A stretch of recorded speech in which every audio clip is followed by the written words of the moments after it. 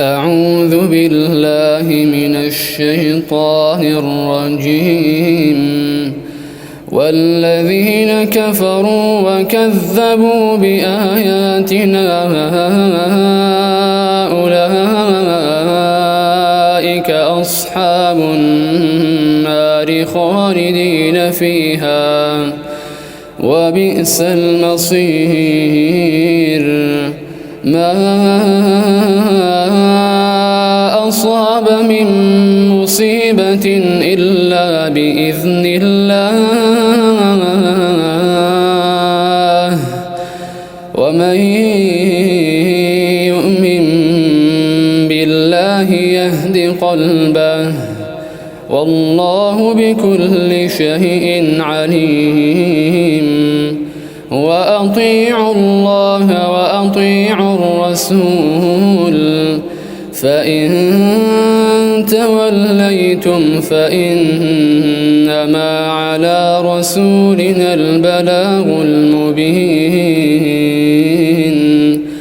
الله لا إله إلا هو، وعلى الله فليتوكل المؤمنون.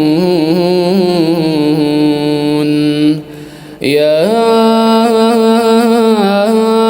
أيها الذين آمنوا إن من أزواجكم وأولادكم عدوا لكم فاحذروهم، وإن تعفوا وتصفحوا وتغفروا فإن الله غفور رحيم. إنما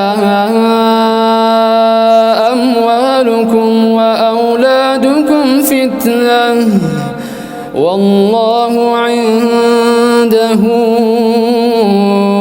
أجر عظيم.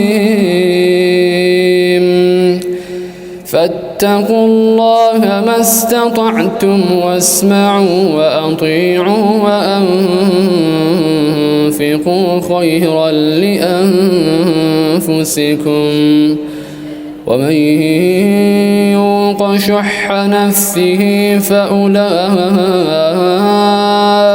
هم المفلحون.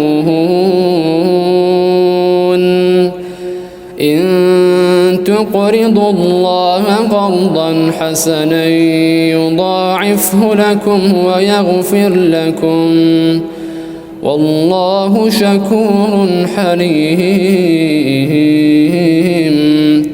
عالم الغيب والشهادة العزيز الحكيم.